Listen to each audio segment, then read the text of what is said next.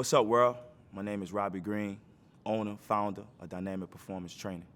I'm here to talk to you a little bit about our program and why we do what we do. Here we believe in the MVP status: mission, vision, purpose.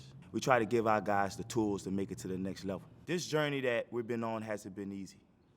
Been on this journey for 9 years, and we finally been able to get our feet imprinted in the city more with this facility. I started off in my mom's garage, went from park to park, from college to college, school to school, to try to showcase myself and change a negative into a positive. I didn't do everything the right way. I didn't make all the right choices, nor did I hang with all the right people. It stopped me from gaining success that I wanted. I trained hard. I wasn't the biggest, I wasn't the strongest, I wasn't the fastest. I was the guy who just was willing to outwork the next man next to me. It was hard for me to overcome all those factors internally, because internally, I knew who I wanted to be. It was a first-round draft pick, a star in the NFL. How I saw myself giving back to my community was taking a few $100,000, putting it here into the community, putting it there into a youth club, but it was never this. It was never seeing this picture. I never wanted to be a trainer. You know, I never thought that training I would be able to affect as many lives as I am doing now. And I think my purpose now, I see it, right? I thought my purpose was playing football. No, that was a talent. I'm in my gift. I have a gift to uplift, motivate, and inspire. I think that we all, as people, have to do that some way, somehow in our lives, no matter what we do, no matter what our job is, no matter what our career is. We have to uplift, motivate, and inspire the next generation. And I think that's what I'm doing now here at Dynamic Performance is breaking that barrier and, changing the narrative on what my city is. And I think that, people are not going to see it now, but in 10 years, 5 years, they're going to see it. They're going to see the fruits of our labor on how many young men that are now in college, or how many young men are now graduating from high schools. Because in our eyes, I'm not concerned about you making it to the NFL, my young athletes. I'm not concerned about them going to the college that they want. I'm more concerned that they're accountable, that they're disciplined, right? That they have a strong work ethic, and they will not back down to adversity. That's my biggest concern. I know once I done that and I built that confidence, right, and I built that behavior, that they won't be stopped in this world. I done my job. It's up to you as the athlete to want to make it to the NFL. It's up to you as the athlete to want to go to the college of your liking. You got to do things the way it's supposed to be done, how it's supposed to be done, when it's supposed to be done. Coach Saban told me that, and it stuck with me. It stuck with me. One of the hardest things I had to deal with is when I was asked to leave Alabama. I sat down with Coach Saban, told me I was a bad influence. I didn't see it. I didn't know how I could be a bad influence. I'm with Heisman Trophy winners and potential first-round draft pick, All-American, All-SEC players. I haven't got these accolades yet. I knew I was going to get them. I haven't got them. How can I influence these guys? I didn't know my worth. Well, I was.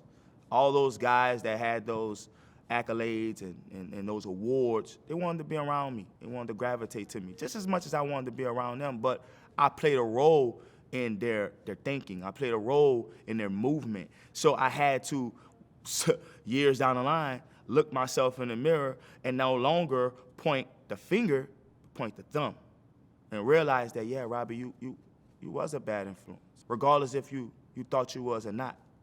And I tell my young man today, you got to know your worth. I didn't know my worth.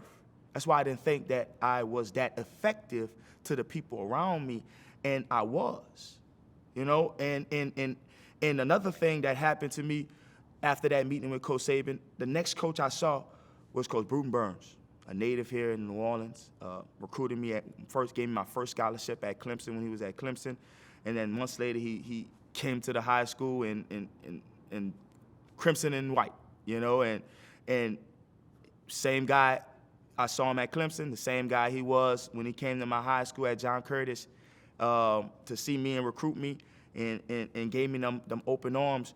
And I say all that to say what this guy is. He's a father figure to me. I think highly of him. And I sat down in that meeting. He was the last coach I talked to before I left Alabama. And I sat there and I talked to him, and all I can remember him saying was, Robby, turn your negative into a positive. You have to turn your negative into a positive. I'm sitting in his office and I'm crying my eyes out. Keep in mind, I'm like 19, just turned 20. I'm a young boy, all I know is football. Football, football, football, football, football. There's no plan B. There's no plan B.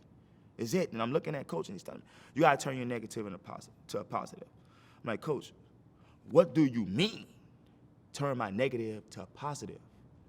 There's no way how. Yes, there is, Robby. There's more to you than you think. You got way more inside of you than you think. You have to tap in. Separate yourself. Separate yourself. Care about you. And all my life, I thought that I did. I thought I did. I didn't. I wasn't as selfish as I should have been. I could have been more, right? I should have been focused on my craft more than trying to be a regular student.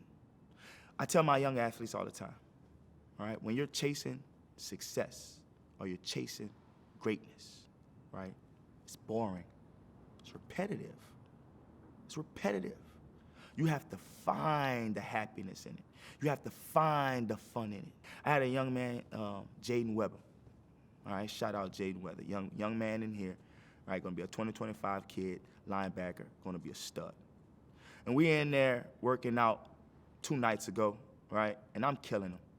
And I have them, holding 45 pounds over their head, their legs up, and it's really a core exercise, and it's for balance, but it's kind of figuring out who's gonna break, who's gonna drop their legs, who's gonna drop this weight, right?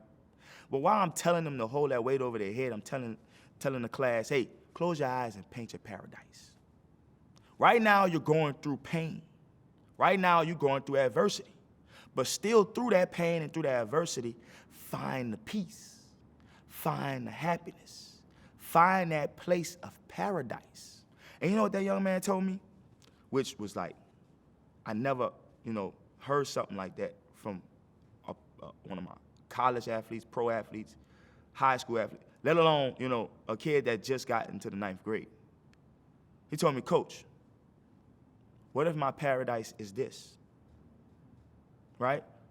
Looking at the pain, the adversity, looking at his peers go through the struggle. That right there, right, boosted his confidence. That right there gave him energy to go even harder.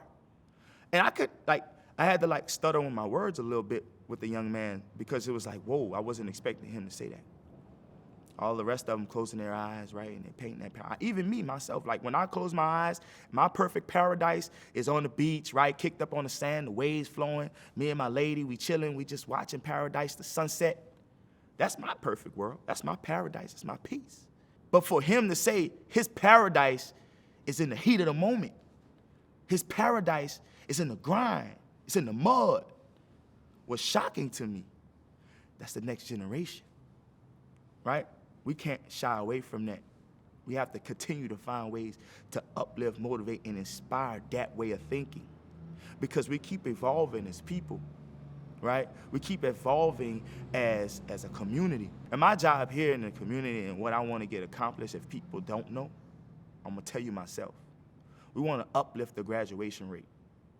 We want to create more free education, right? And we also want to help that every young man, every young woman, every young individual or individual in our building that's connected to us will overcome that adversity that's in their way, that won't allow others to affect their way of thinking, right?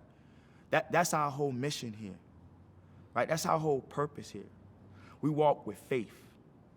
We walk with honor, right? We walk with integrity, because we want to be able to, change this dynamic we have here in our city, this gloomy feeling that people have when they think about our youth or they think about, our community. No, we're not that. We're creative. We're talented, right? We're gifted. We have a lot to give, and I think the world hasn't seen it yet, but they will because we have young people like you in the world, right? And I'm talking about Chad right now. That's my guy. You know, he's the one filming this segment, right? We got people like you in this world that understand, right, that mission, right? When getting to just hear your side of your story on why you do what you're doing. You get to tell my life. This is an opportunity for me to now share my story through your lens. That's inspirational. That's empowerment, right? We don't have that too much going on, not only in our community, but in the world. And what we do, we bring more to this world than just sports. We bring more to our community than just sports, to our city, to our state, than just sports, than just training. I'm not just a trainer. That's not what now if you want to come here and pay me just to train you, and that's all you want, hey, I've learned over the years on how to play my role. But I'm telling you face to face, I'm not just a trainer. I could do more for individuals than just train them.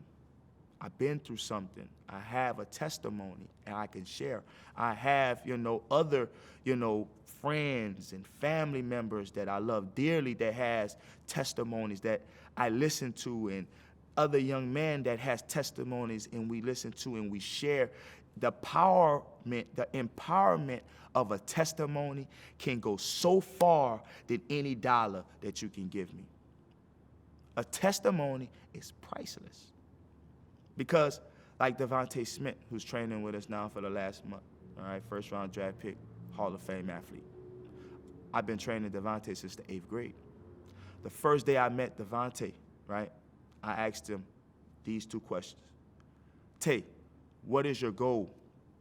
You wanted to be the best receiver, right, to ever do it, okay?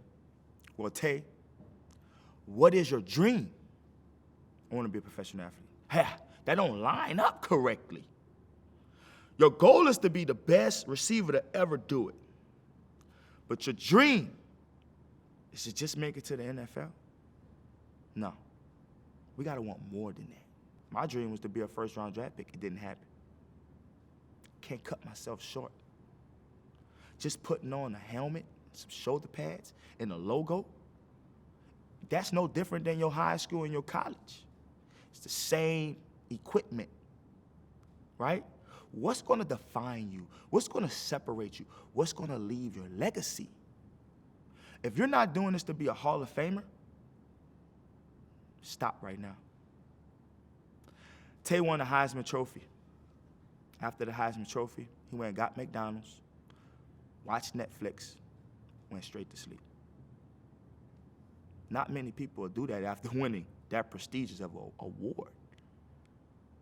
But that's how locked in he is. That's how locked in he is about his craft. That's how focused he is on his game. Fast forward months later, first-round draft pick. He repeats the process. He didn't go out partying, hooping, hooraying. Oh, look at me, the best thing since sliced bread. No, because the agenda is not finished, right? The journey is not over. We're doing this to be a Hall of Fame athlete, on and off the field, right? Same thing we tell our youth. And for me, I'm looking for the next Devontae Smith. I'm looking for the next Justin Jefferson. I'm looking for the next Derrick Henry. I'm looking for the next Mika Fitzpatrick. I'm looking for the next Drew Brees, Michael Thomas. The list goes on. I'm looking for the next great you want to be. Not the next great that the world wants you to be, the next great that you want to be. Because if you come in here and buy in to what we're selling, you're going to achieve more than what you think you can accomplish. Because in the grand scheme of things, when you walk out there into the real world, it's really not about the things that you did in here. It's about how you're going to carry the things you did in here out there. I tell my young man all the time, You could be in here and do all the right things all you want. But when you go into the real world, what's going to separate you? Once again, world, live life with a passion. Do things the way it's supposed to be done. Surround yourself around like-minded individuals. Understand, only the strong will survive. This game is not for the mentally weak. You're either the prey or you're the predator. Here at DPT, we nobody's prey. We always looking to feast.